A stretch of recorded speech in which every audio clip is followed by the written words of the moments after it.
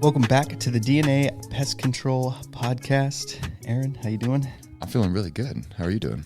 Pretty good, actually. Really good. So today, what do we got in store today?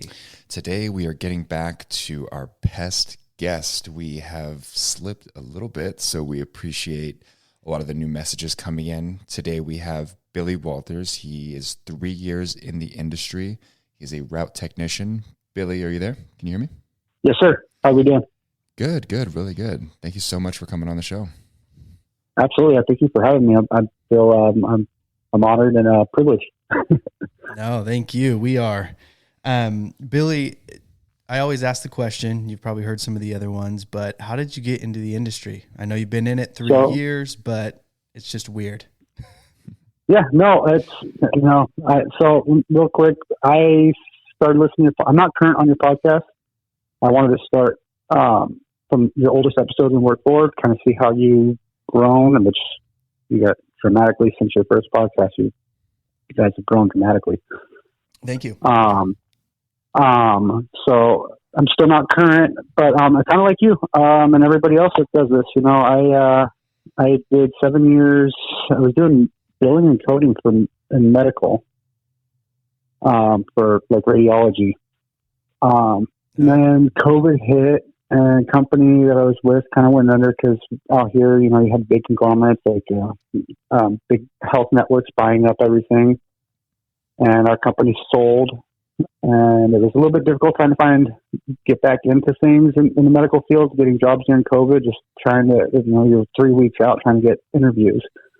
And I saw a pest control thing. I always thought it was, I'd always be good. I don't like bugs. I got the job. I went in, got interviewed, asked if I could start the next day, and the rest is history. Dang, that's awesome. Have you ever thought about getting out of pest control? Absolutely not. I can't believe I wish I would have found this years ago. But like you guys said, nobody, I don't think anybody wakes up and decides that they want to do pest control for a living. And that's their dream career. It's something that we kind of stumbled upon, and I love it. It's a great job and a great career.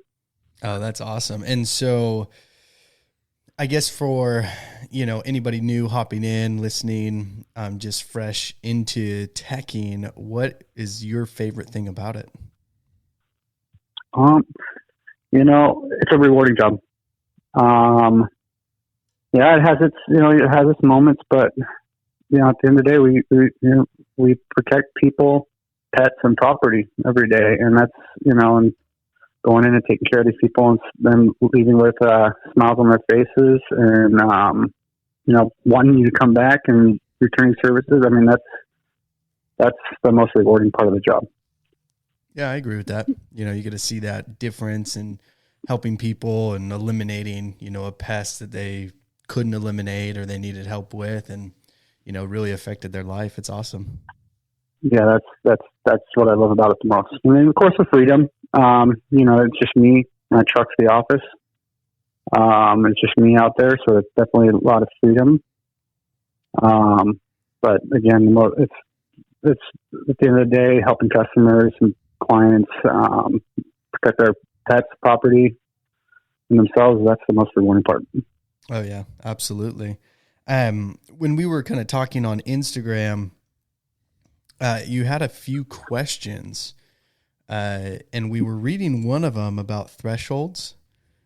Correct. Especially somebody who's starting off into this business. That's something that's hard to really establish as a new technician. Yeah. And what do you mean by threshold? So, I mean, so here's a perfect example. Well, I mean, so you go to schools and kitchens.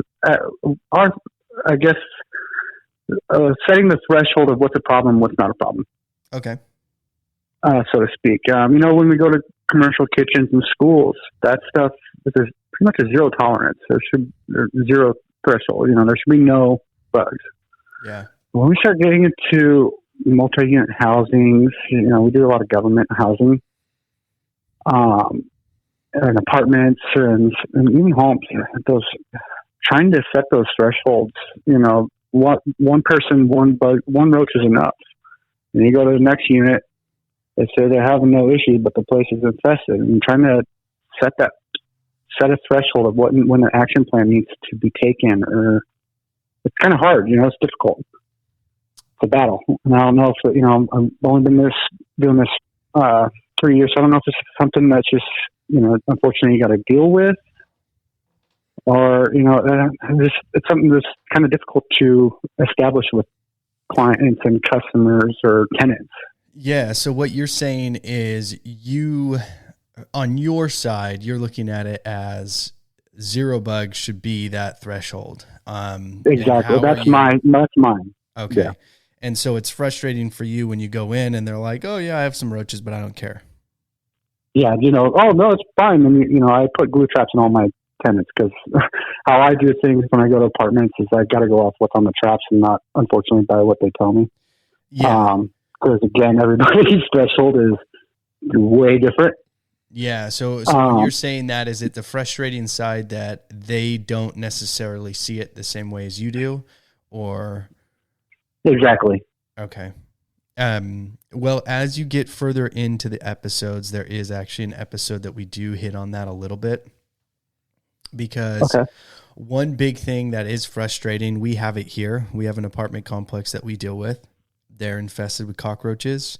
They probably, at least when I was spraying them, they still had bed bugs. So they probably still have bed bugs today. And they had a big issue with rats and mice. So you can do what you're allowed to do, right? You only have so much power as a technician, and then the rest is kind of out of your hands. Right. In the pest control industry, the business is going to have to run. You show up, you can talk to management, you can educate them as much as you can. That's the threshold, right? I mean, that's as far as you can go. The rest, I know it gets frustrating. I had a guy who was super frustrated about it, and he got to the point where he's like, I just don't want to do this apartment complex anymore. And it was, well, you don't get to decide that.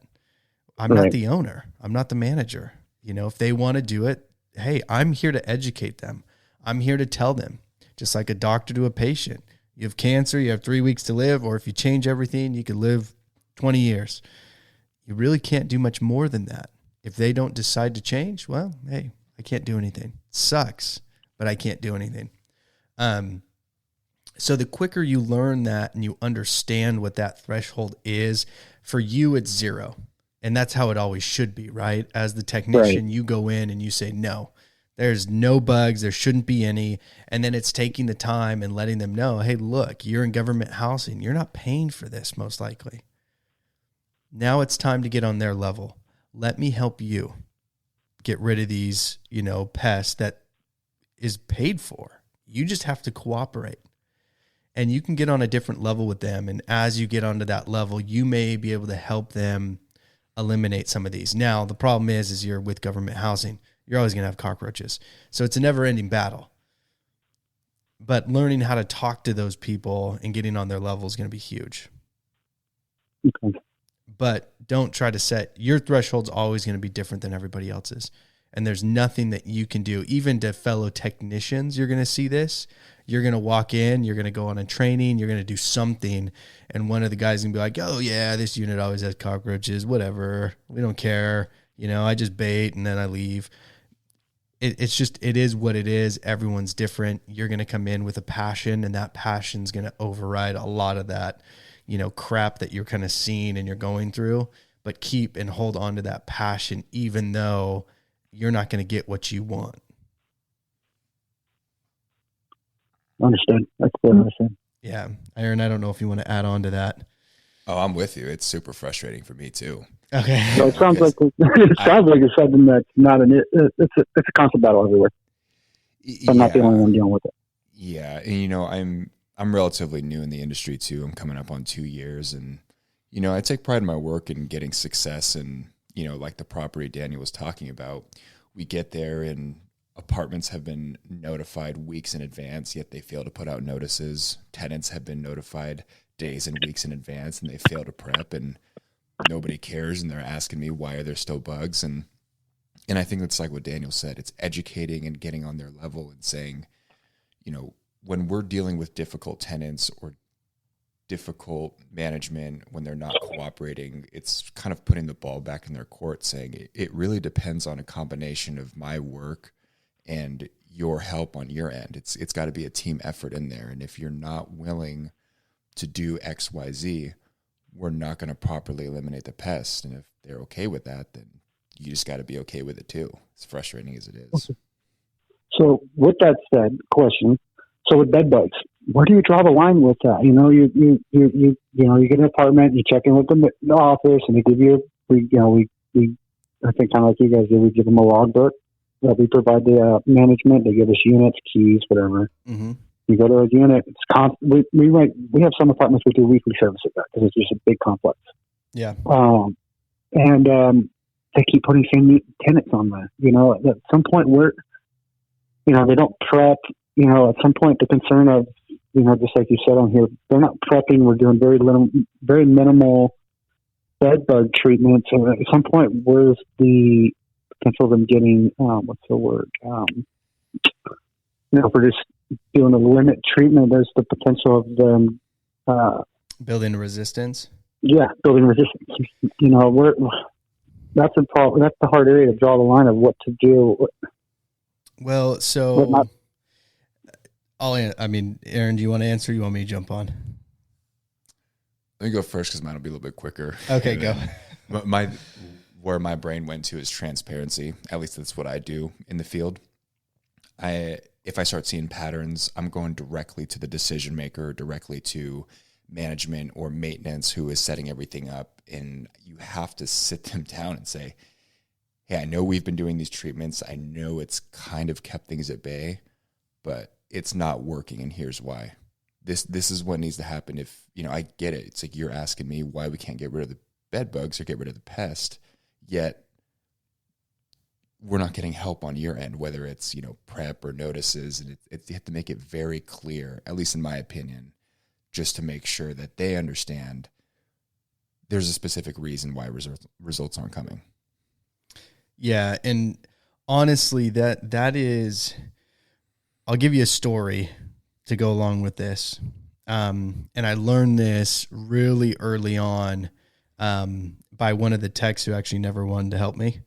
Okay. But he led by example on this one thing. Okay. He went into a house. We saw there was a ton of cockroaches everywhere. I'll get back to the bed bugs, so just bear with me. So we went into the house, ton of cockroaches. There was a family, a ton of little kids running around. The fireplace was just full of cardboard. Just garbage, and there's cockroaches running out of there. It was disgusting. And this guy looked, I don't remember if it was the dad or the mom in the face, and he was just staring him down, and he said, if you do not cooperate, I'm going to call CPS. And these are the issues that come with cockroaches. So you better cooperate or we're going to have bigger issues here. And I was like, whoa, like, damn, like that was crazy to see, right?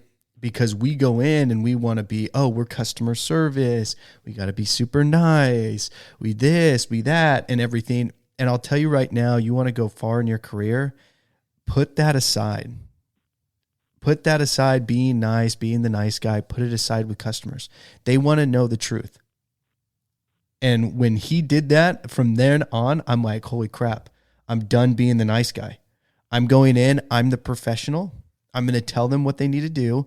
And that's that. They don't like it. I don't care. I'm not going to lie to you. I'm not going to create this scenario. Oh, that person didn't prep, so who cares? We're moving on. It's okay. We'll hit him next time. I'll spray extra heavy. Get that out of your vocabulary when you're talking to management or the decision maker. You need to go in, and that's what, I agree with you, Aaron, on that, is you're sitting down with management and you're saying, hey, look, I've treated this unit multiple times. This is what's going to happen if I keep treating this unit.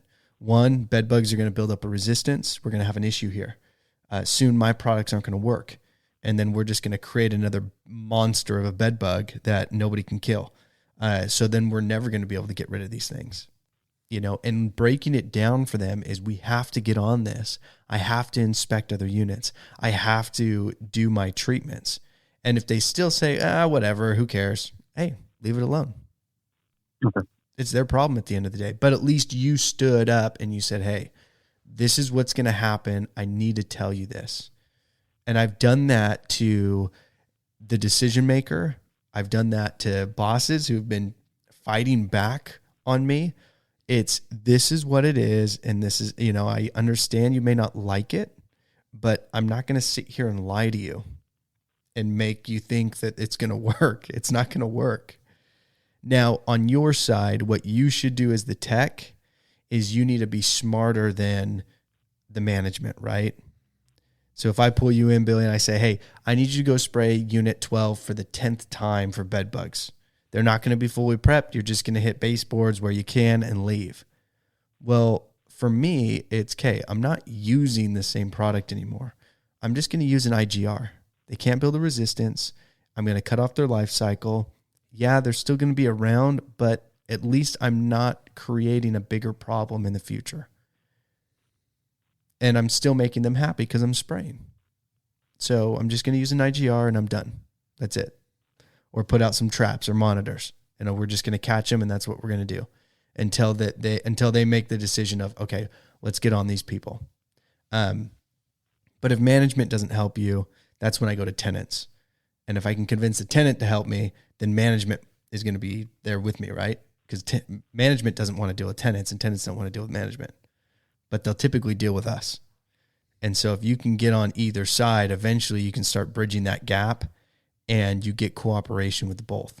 And I've had that at multiple complexes that I've treated, and I had to have that talk. I had to pull the parents aside. I had to pull the people aside, and I had to get, with the tenant, because management was willing to work with me, but tenants weren't. And I've had it, in reverse. Management wasn't willing to work, but tenants were. And so it was, how do I get the tenants on board? And then eventually management would say, okay, let's do it. Because I had a whole army behind me saying, hey, we want to get rid of these things.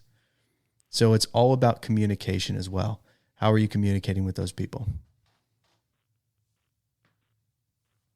Okay, awesome. No, I like that, just using the IGR part. I definitely keep that in my back pocket there for sure. Yeah, and it comes with time too. I mean, you're new, I'm new, everyone's, relatively new. But the level of knowledge, the more that you put into learning the products, the Pest, you can jump a lot of these guys who've been in the industry 40 years, 20 years. The only difference between you and them is they've ran into more situations than you. You may know more products than they do. And then so when you run into a situation, you may have that learning curve shortened because you already know what to use, or you have a ton of different stuff in your back pocket. So keep on learning and keep on adapting, because that will help you, and take these situations you're running into and say, hey, what did I learn from this? Because that's what I did.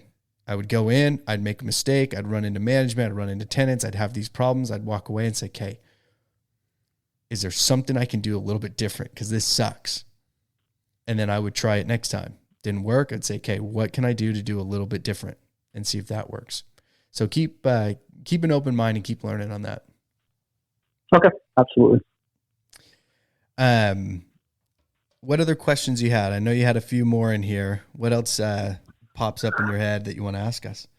So I had so the company we're trying to get into.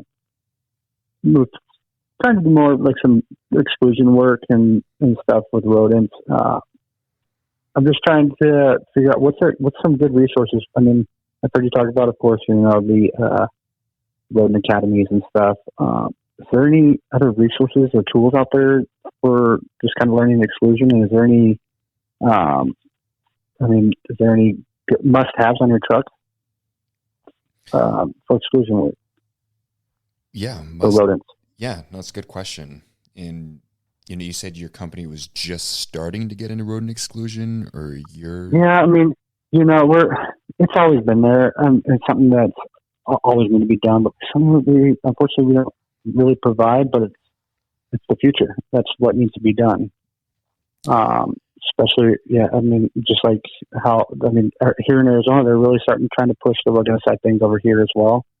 Right now, I think there's there's a what do they call those? Everybody's got to sign a return against. They're sending around like petitions. Yeah, petitions against it right now. But they're trying to kind of do what you guys are doing, push away how California is pushing away rodenticides. And but regardless what state, that's going to be the future is exclusion work. So it's something that we're trying to get into. But I just not sure what some must-have products and possible some resources to get a little more education in this. Yeah, I'll go over the product side. You want to do the product side? Okay. You want me to go first? Go ahead. Okay. There's a lot of resources you can go after. Like you have heard, Rodent Academy is one. If you can make a trip out to that, or the company will get you there, that's a great place. There is the Wildlife Expo. I think it's already came and gone, but that's another great one. Now, the Wildlife Expo is a milder side of the Rodent Academy when it comes to rats, to the rodents, right? But the Wildlife Academy is the on steroid side of how you do the exclusion. What Aaron's going to tell you is really the entry level, what you can use to have on your truck. If the wildlife guys heard this, they would have a heart attack, because they are the extremists. They're like, oh, hey, there's a hole in your wall. So what we're going to do is we're going to redo your entire wall. Like, that's how extreme those guys are. And a lot of them come from this crazy construction background where they're like, yeah, I can redo all that. I'll break your cement and we'll lay cement for you. Or I'm going to cut sheet metal to perfectly fit around rock structures. That's what these guys do. So when you're just getting into it and you're getting into the basics, and I would say we're not to the extreme of wildlife yet, where those guys sit, but we're right in the middle. So we're not doing your basic stuff anymore. We did that for a long time. And we grew from that and we got out of that, just because, one, there's more money, and two, you get better results. But what Aaron's going to go over is kind of the basic stuff that you can have on your truck. Every guy could have on their truck to get started with basic rodent exclusion right now. But the other thing is, go online. You could contact HighGuard as a company that makes rodent exclusion products. You could talk to them. Excluder is the same. If you talk to a local rep that is selling products, chemicals to pest control companies, those guys can help a ton too. And they can point you in the right direction. Okay. No, that's actually good. I was just thinking about that too. A lot of these manufacturing companies, they want to give you info. If you go up to a supplier and you're like, hey, I'm trying to get into a little bit more rodent exclusion, this is what I have. What do you think? They'll tell you, and you'll get multiple opinions from different people. So yeah, it's money signs. They want to sell their product. Yeah. So they're willing to give you all the information you need, because as you're doing exclusion, they're making money, just like you're making money. So you can go ask these guys, and they are an open book. They're going to give you all the good information. Yeah. But some of the actual tools themselves, when, we've grown a lot, on the business side, and, rodent control in general, sometimes people think it's just bait stations around, maybe throwing a couple traps here and there, which absolutely does not work long-term. So kind of some of the more simplified stuff, the more common stuff, you obviously have your steel wool, you obviously have your silica or your spray foam for little gaps and cracks. Something that we use pretty regularly is the galvanized wire, the galvanized steel that's on a roll. You want to make sure that it's at most like a 1/4 inch in between the holes, so that way some of the larger ones you see, some of the mice can still slip through. Getting into more advanced stuff, you have, we have like a long attachment for like some of the commercial applications with like a harder drying spray foam that we put into eave pockets. We obviously have door sweeps that are a good one. Some of the more advanced stuff, I'm thinking we started carrying tree trimmers in the office to cut back some of the trees. We have Quickcrete, like a quick concrete patch. If there's like a crawl space they're getting under, we can attach wire to some wood siding dig a little bit of trench and lay some of that concrete down. And that, I mean, just thinking of that example alone, that turned just a wiring up a small hole in the side of a home that looks kind of shoddy and may not work to a much more valuable and pest-proof job when you're explaining to them, hey, I'm actually going to like kind of create like a few inch trench, lay down some of this Quikrete, put the wire in the Quikrete, attach the wire to your home. There's a lot more value behind it. And I've been in Home Depot sometimes to get creative. Like I'm looking at this job and I'm like, dude, I need to buy this piece of 2x4 and cut a bunch of little pieces out so I can stuff them in here. So that way I have something for the wire to attach onto. Yeah. Can you think of anything else? I mean, I was kind of just firing off. Yeah, no, you started getting to more of the advanced stuff. But that's really the basic stuff. I mean, what we originally carried on the trucks was spray foam, steel wool, and then hardware cloth, sheet metal, anything like that, just basic stuff. And then as we started getting better, I would start building actual frames for crawl spaces because we have a crawl space here in California. So underneath the home, we would create crawl space doors, vents, things like that. But the basic stuff is spray foam, steel wool to get up majority of the stuff, and silicone. Yeah. Another thing too is obviously a little tool bag. So you got your drill, got your bits. Oh yeah. Got your cutters. Yep. Obviously get a measuring tape. Thank you. I'm doing the hand signal here. I can think. Just basic stuff. You know what I mean? Just making sure that you are prepared to cut things and, measure things out when you're there. And that's it. Awesome. That's Oh man, that's enough right there. I appreciate that. Yeah. And Billy, real quick, you said you have been doing some rodent exclusion, or you're just getting into it? No, we're kind of stepping into it. Trying to step into it here in the near future. But a lot of that time too, there's stuff that could be on that job that could easily be something, that I don't have the tools or we haven't really been trained on the exclusion part and what to do. But sometimes I'm there, I'm like, I could fix this right now. Yeah. It's a simple thing. And I'm like, I don't know what to go to. Yeah. Are you with a kind of a smaller company? So I'm with a company that's been around for 40 years. We're going on 40 years. Okay. We're small.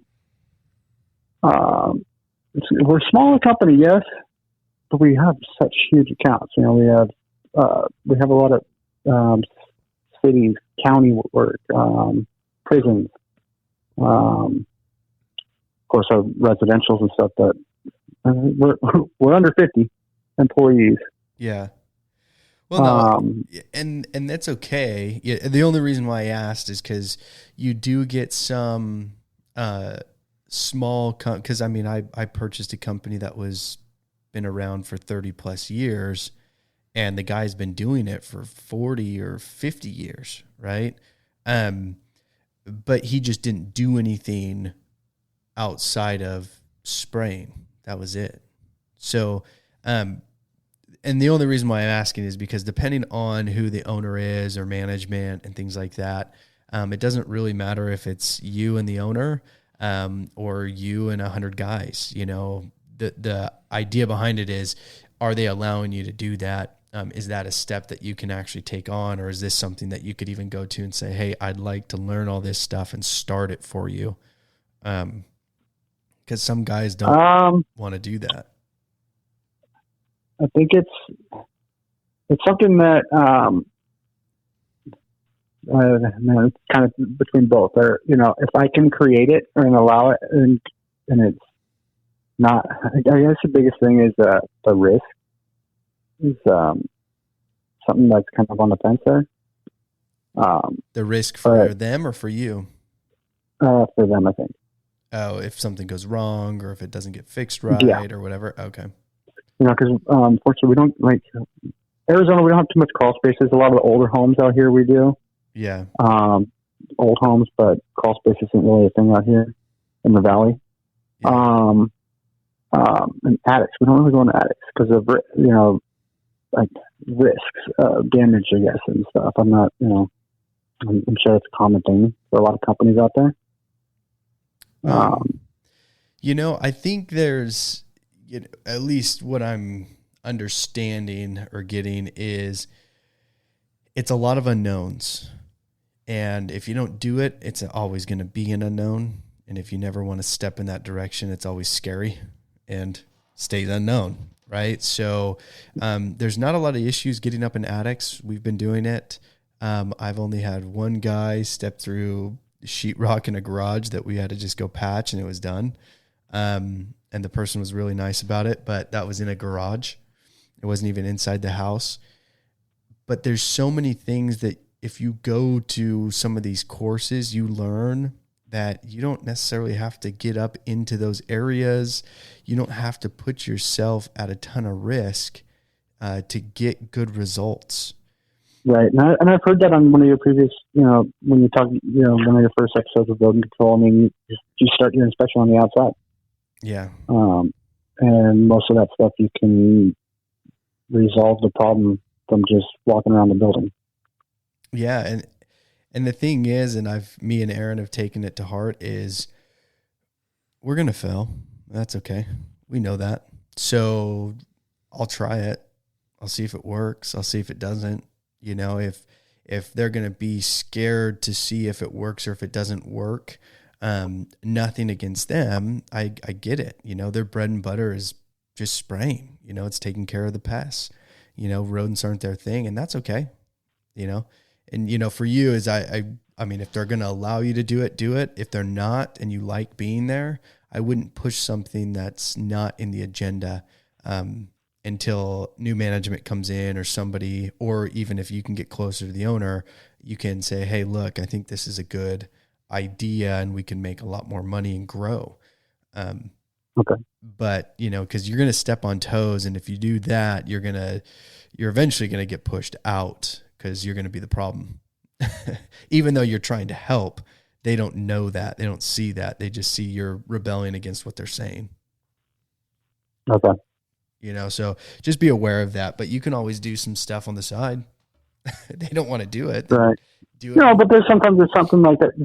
Take me 20 minutes. I'm like, hey, if I can fix this. I mean, because I've had jobs where, something like, like I said, it's few and far between, but it's just something that I wanted to make sure I have this kind of stuff. But if I can solve it and I can write up get the management approval right then and there. But yeah, like you said, I don't want to push stuff. Like you said, I don't want to step on toes. That's not what I'm trying to do. But it's just something that, to kind of keep in mind, for the near future. Yeah, no. And that's the thing is communication, even back to management's awesome. 'Cause at least here, I'll give you a little insight of what we're looking at as management and ownership is everybody's playing a part and everyone's playing an important part. I don't know if they're trying to grow, so that's going to be another thing you have to look at, but everyone's playing their part. And when you start getting someone who's trying to not play their part and start something or create something or not do their job, it's called job slip. We talk about that in later episodes. It's kind of a thing that starts to stunt growth and not help growth.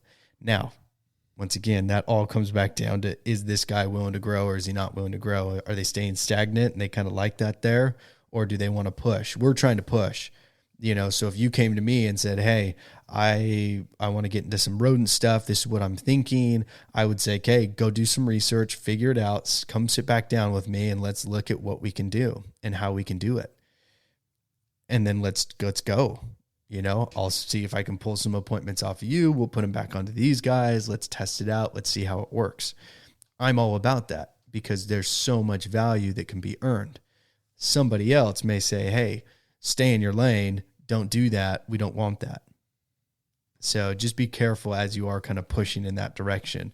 I know we gave you the tools on what to use, but if they're not going to allow it, just be aware of the consequences if you are going to start walking down that path. Okay. All right, Billy. We did have a few other questions on here. Did you want to ask a few more? I mean, most of everything that I need to learn is and your podcast, and like I said, I listen to that stuff all the time because, again, it's awesome what you guys are doing. You guys go to those. Not all of us technicians, unfortunately, we're not able to go to those conventions, and I think it's awesome what you guys are doing because a lot of those conventions. I mean, it costs money. It's not cheap to go to those things or seminars.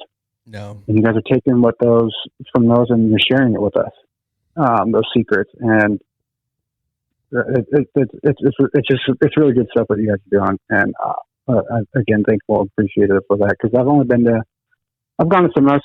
Company I'm with, anytime we get those our chemical supplier or reps put on their seminars, or we get what is like the Great West, our local Arizona PPO puts on. Organization puts on the Great West. I think there's one at the end of the month, actually, this month here. It's Great West Expo or something like that. But, not everybody gets to go. And those things are hurt your head at the end. By the time you leave those things, how much information you're taking in. Yeah, no, absolutely. They're good. And you guys are sharing that with us, which is for free, which is awesome. Yeah, no, we appreciate that. One other thing I'd like to ask before we close, Billy, what is something you would tell to a brand new technician just getting into it, either to get them ahead of everybody else or just to be on the lookout for something? What would you let them know? Something I definitely, as a new technician, you kind of covered it before.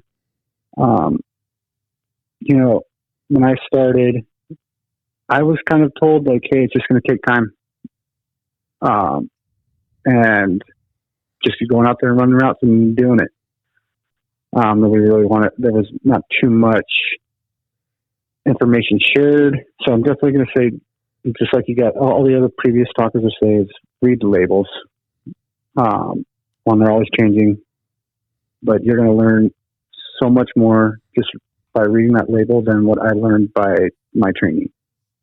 That's one thing, is just constantly read the label, read the site specific for sure. I've had an incident with that before when I first started.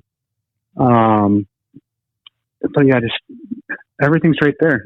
It's going to tell you if you read the label, go further into the label, go look at what your target pest is. It's going to tell you when and how, when best time to treat that pest.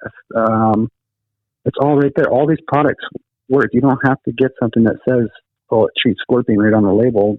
All these stuff works. It's just go read the label of how to apply it. You don't have to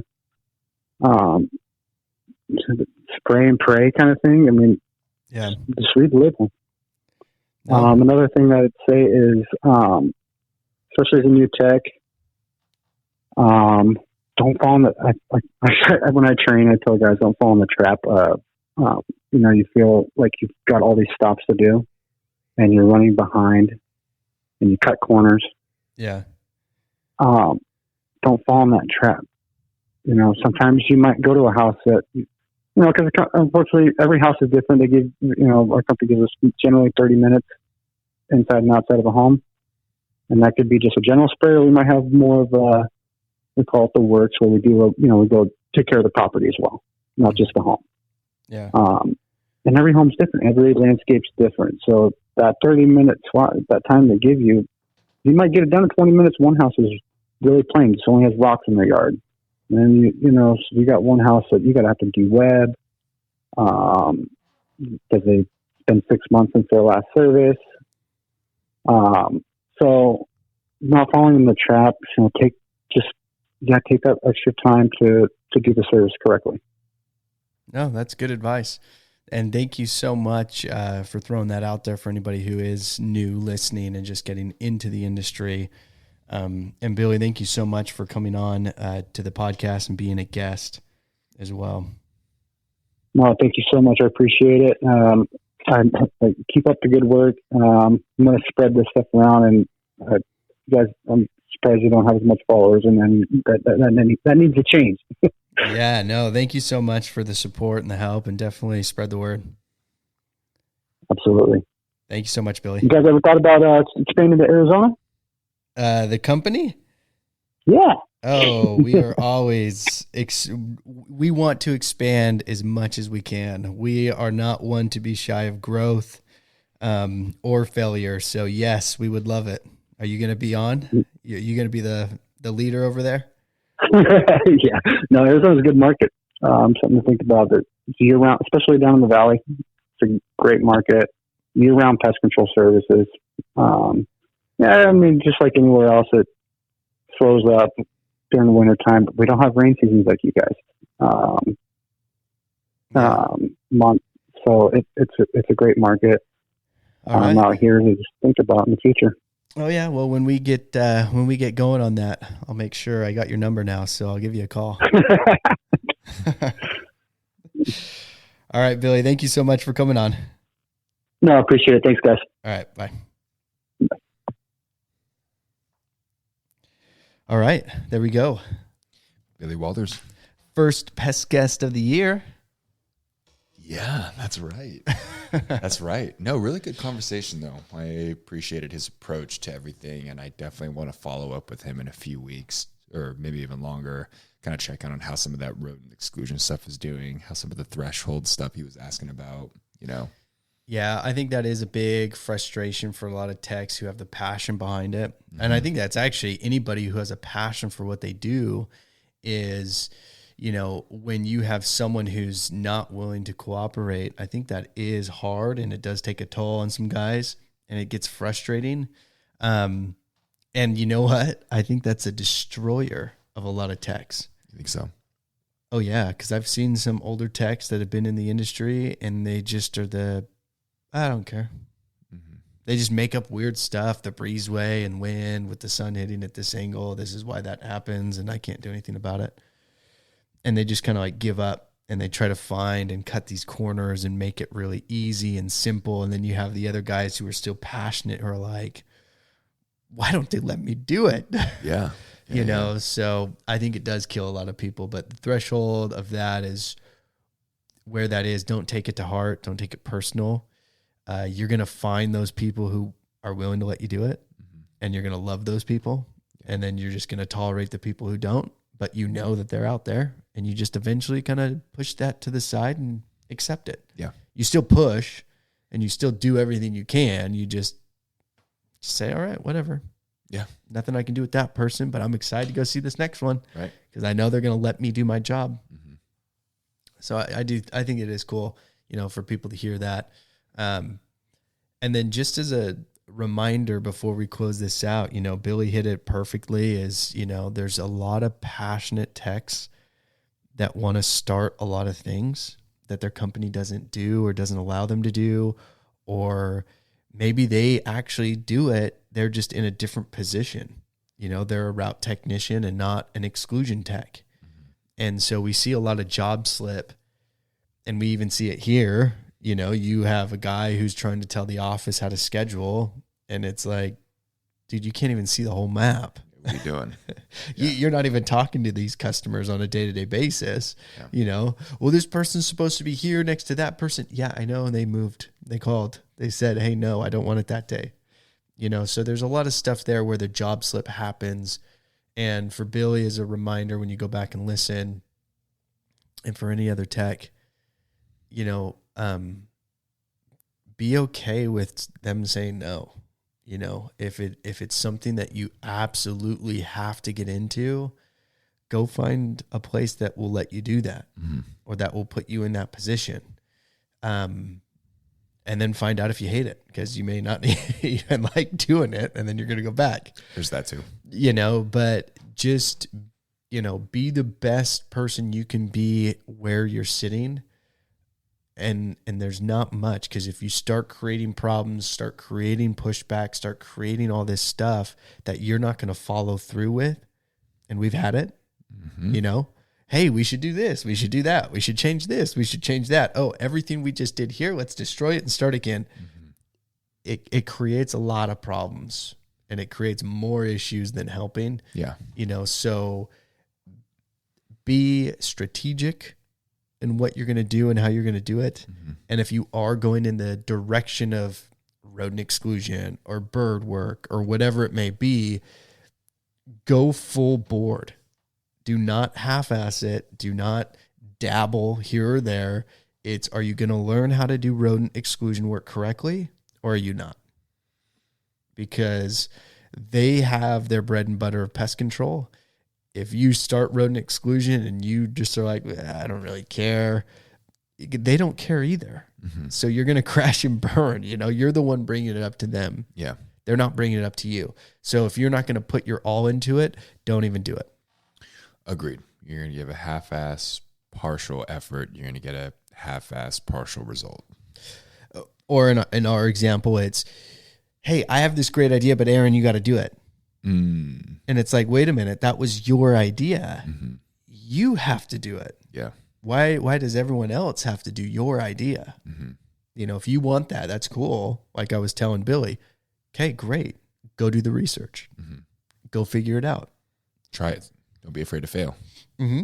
Yeah. You know, there was a lot of things, you know, that I've had brought to me, and I put it back on these people. And once they came back to me with some stuff, I looked at it and said, okay, that was actually a good idea, but they're going to be terrible at it. So I'm going to take it on and I'll run with it, because they really don't care. It was just a thought.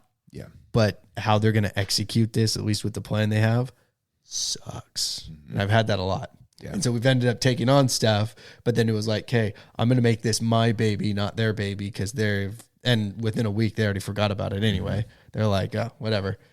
And they didn't even care. So it was like, okay, now it's my baby. We're going to grow this thing. We're going to make it, and it's going to be what it is, right?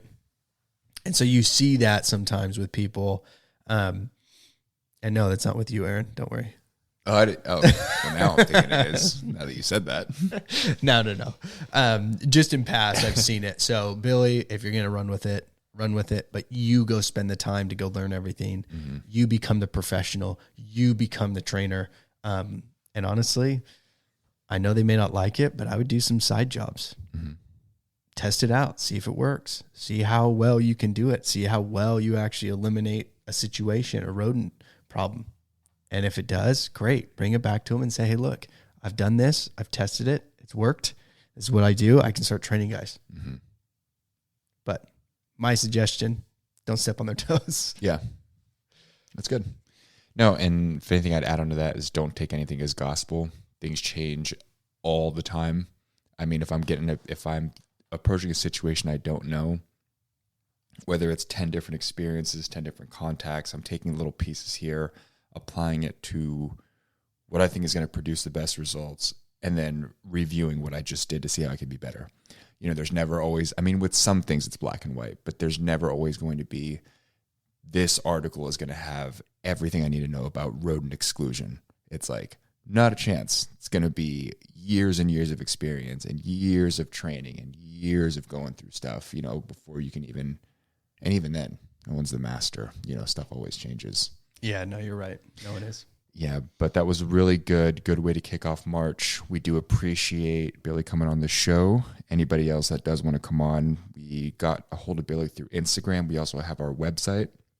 Really cool thing about our website now is we actually updated it for the Q&A at the end of the month. We have a drop section where you can actually type in the questions and it'll go right to the Q&A. You know, just want to give you guys another way to get a hold of us and kind of get these topics on the podcast. But please let us know if you want to be a guest, and thank you for listening to the DNA Pest Control Podcast.